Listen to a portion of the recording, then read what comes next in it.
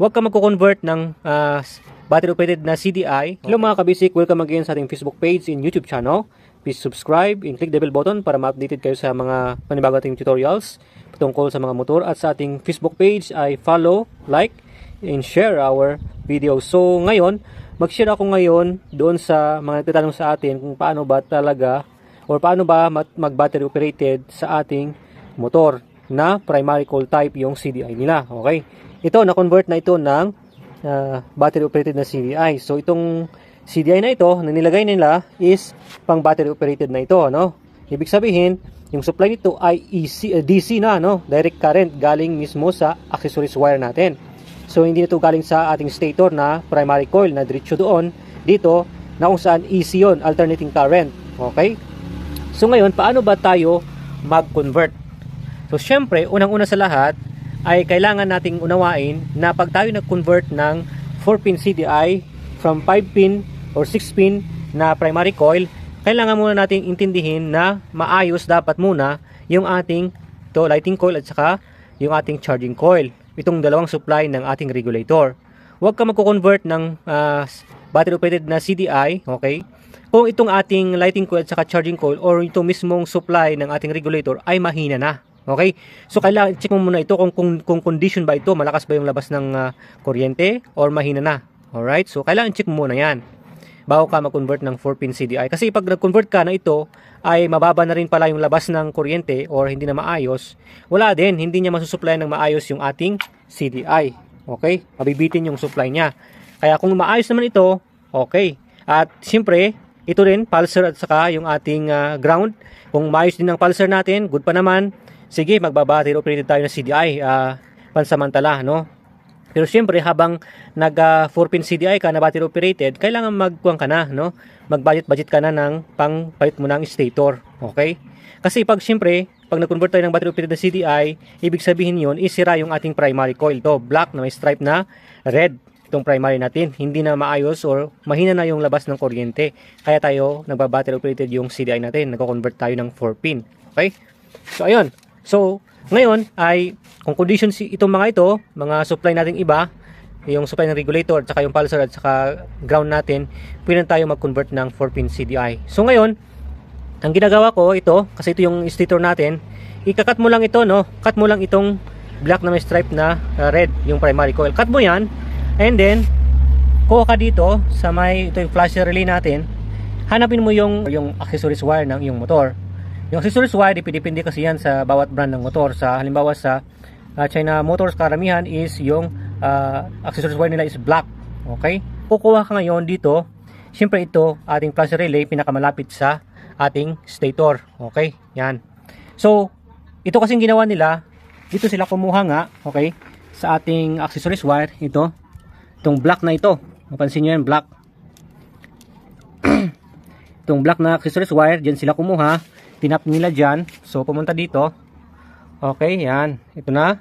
Pumunta dito sa ating CDI. So, dito. Yan. Ito sa pinakababa. Okay.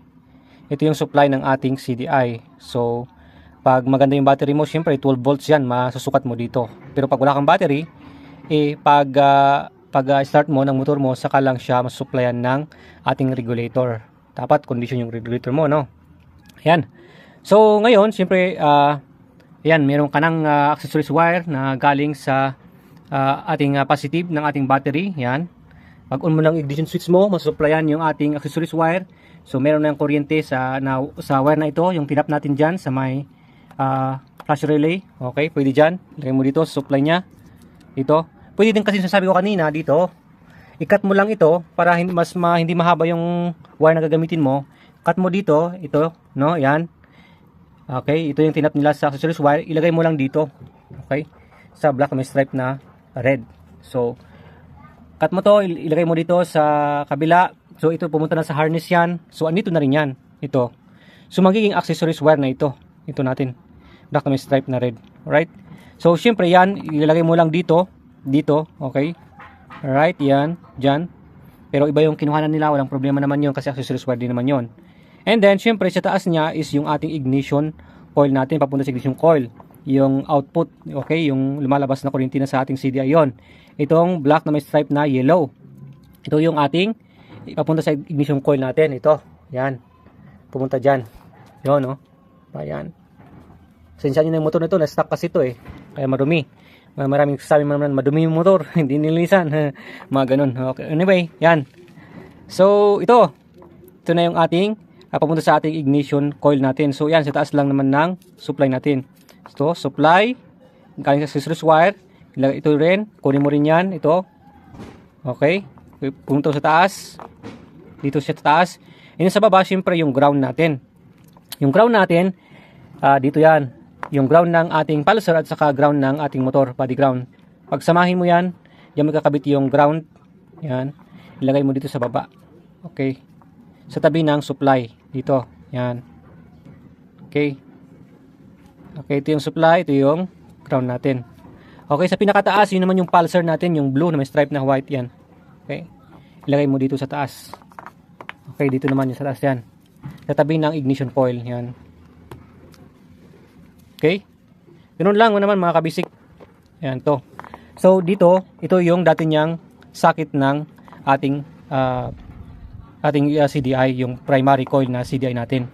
Okay, so maganda naman to, pinireserve nila para, syempre, pag bumili ka na ng bagong stator mo, bagong CDI mo, syempre, diyan mo nalalagay, or yung stock na CDI mo, ibalik mo yung dati mong CDI. Okay, at na-preserve natin yung mga socket, kaya tinap-tap nila dito. Okay, yung sabi ko ngayon, pag nagtap tayo ng scissors wire dyan, ito na rin yun, mag-tap ko na rin dyan, dito, ganun pa rin.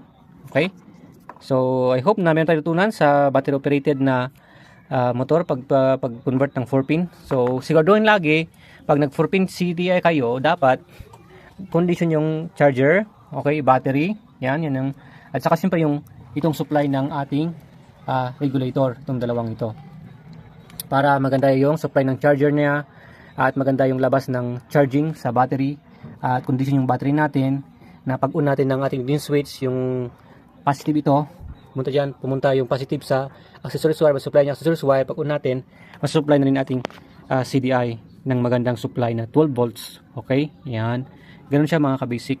Alright, so siyempre mas maganda pa rin ibalik sa dati yung ating CDI na primary coil at saka yung stator natin.